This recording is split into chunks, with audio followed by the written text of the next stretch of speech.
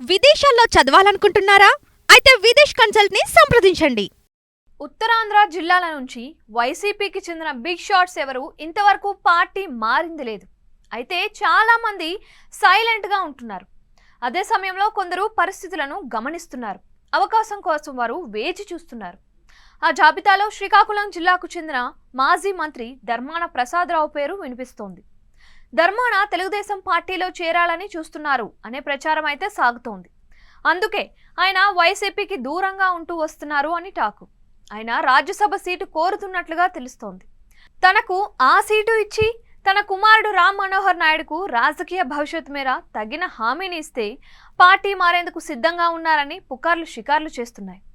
Srikakulam assembly నియోజకవర్గంలో బలమైన కుటుంబంగా ఉన్న మాజీ మంత్రి గుండా అప్పల సూర్యనారాయణని సైడ్ చేసేశారు. కొత్తవాన్ని ప్రోత్సహించాలని భావించి శంకర్ అనే యువ సర్పంచ్కి ఈసారి టికెట్ ఇస్తే ఆయన గెలిచి వచ్చారు. అయితే రాజకీయ నేపథ్యం బలంగా ఉన్న ధర్మాన ఫ్యామిలీ టీడీపీలోకి జంప్ అయితే ఆయన కుమారుడు రామ్ మనోహర్ నాయుడుకు వచ్చే ఎన్నికల్లో అయిన అవకాశాలు ఉంటాయని భావిస్తున్నారు. అదే సమయంలో పెద్దల సభకు వెళ్లాలని ధర్మాన ఆశ పడుతున్నారని వినిపిస్తోంది.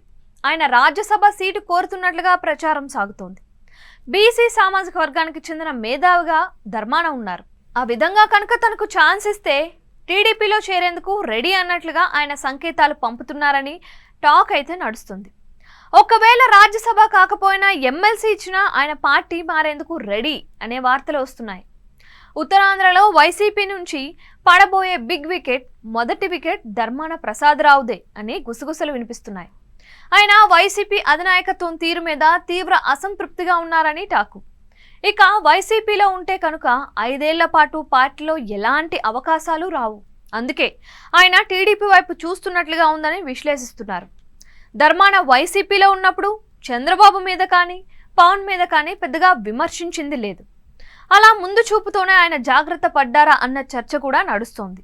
అయితే ధర్మాన ఎప్పుడూ విధానపరమైన విమర్శలే చేస్తారు అనే పేరైతే ఉంది. దాంతో ఆయన చేరుతామంటే తీసుకునేందుకు కూడా టీడీపీకి ఎలాంటి అభ్యంతరాలు ఉండవని తెలుస్తోంది. మొత్తానికి చూస్తే శ్రీకాకుళం జిల్లాలో ఇప్పటికే బలంగా ఉన్న టీడీపీకి ధర్మాన చేరిక వల్ల మరింత బలం పెరుగుతోందని టీడీపీ అధినాయకత్వం భావిస్తే మాత్రం ఈ జిల్లాలో పెను రాజకీయ పరిణామాలు సంభవించే అవకాశాలైతే ఉన్నాయి. విదేశాల్లో చదవాలనుకుంటున్నారా?